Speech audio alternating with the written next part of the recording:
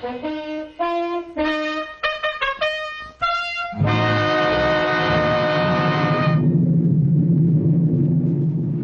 is the motion picture record released by the United States Navy of the havoc wrought by the sneak sky and sea raid on Pearl Harbor, America's mid-Pacific naval bastion.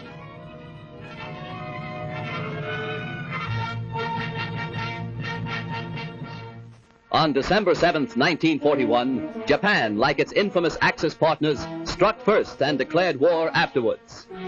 Costly to our Navy was the loss of war vessels, airplanes, and equipment, but more costly to Japan was the effectiveness of its foul attack in immediately unifying America in its determination to fight and win the war thrust upon it, and to win the peace that will follow.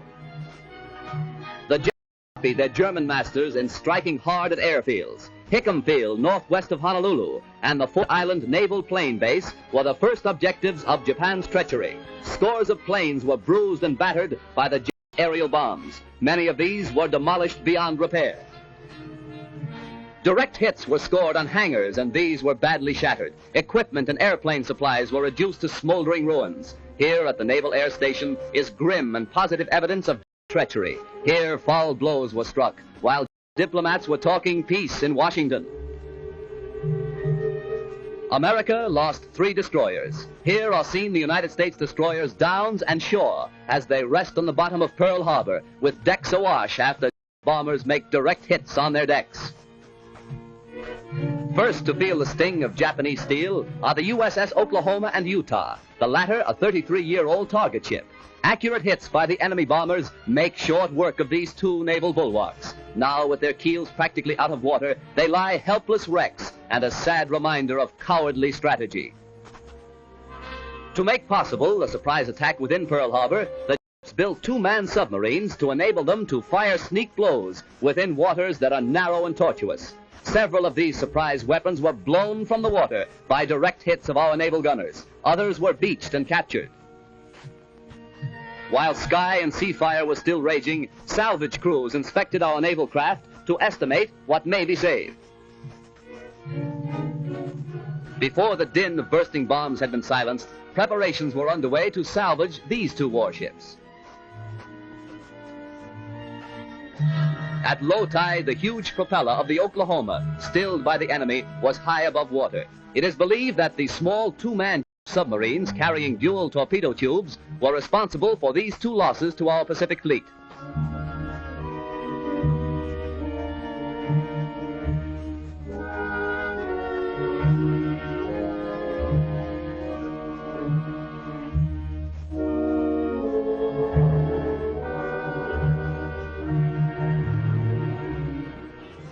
Here is the actual bombing of the mighty USS Arizona by jet planes.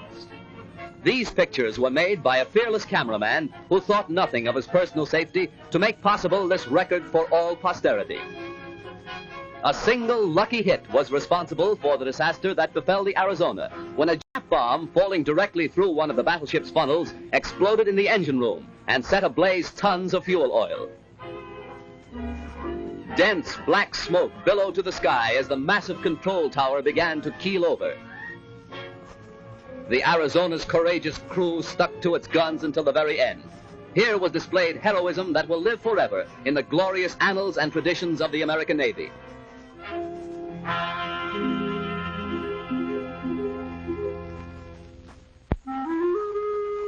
The once mighty Arizona now rests on Pearl Harbor's muddy bottom, a pitiful relic of its former self, a grim monument to the treachery of Japan. The once mighty dreadnought's armor plate is twisted and torn, but the great battleship's control tower still stands, a defiant beacon that in days to come will cast its shadow upon Nippon's very shores.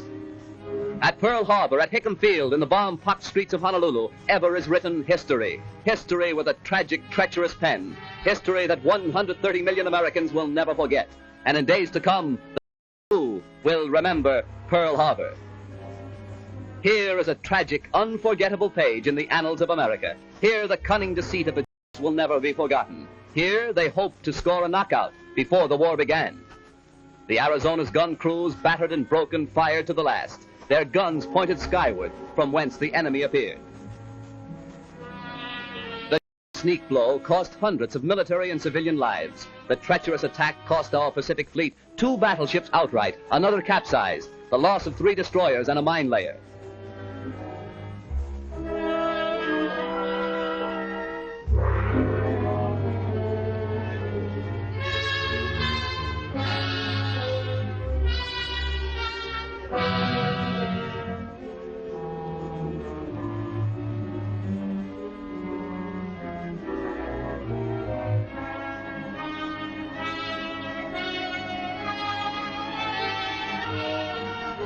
While bombs were still bursting and flames still pouring from our shattered naval craft, a light United States cruiser valiantly moves out to join the fleet and avenge Pearl Harbor.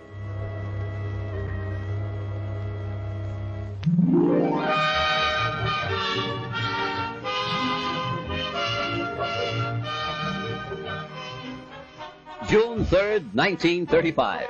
The Normandy, $60 million luxury liner, comes to America on its maiden crossing of the Atlantic, an event that occasioned a marine demonstration that will live in history. Whistles blew and sirens shrieked a mighty welcome to the new Queen of the Seas.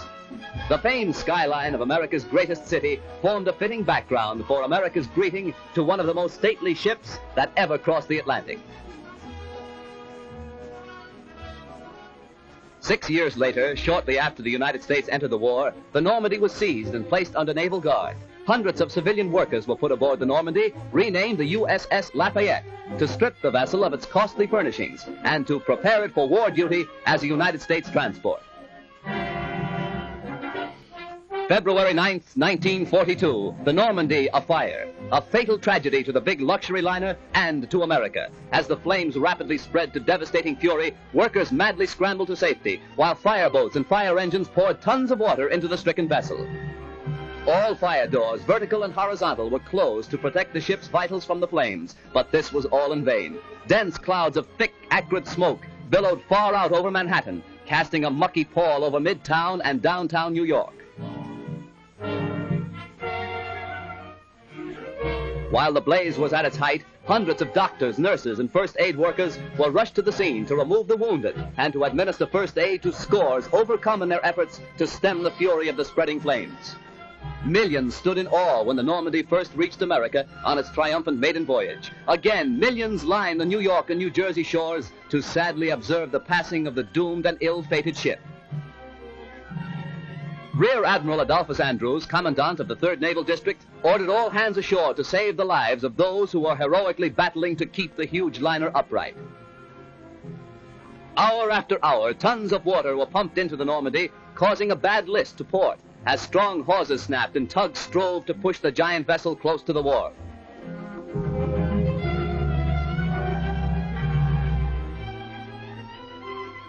Then, during the night, the Normandy met its final doom, when, with a resounding crunch of ice and a belch of smoke, the 83,000-ton vessel dipped her flame-scarred superstructure into the surface of the Hudson River.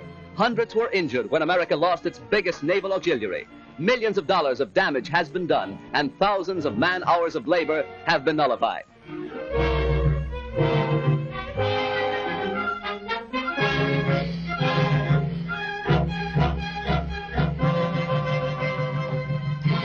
Accident or sabotage, the world may never know. But the fate of the luxury liner Normandy, rechristened the USS Lafayette, is one of the major catastrophes of our day.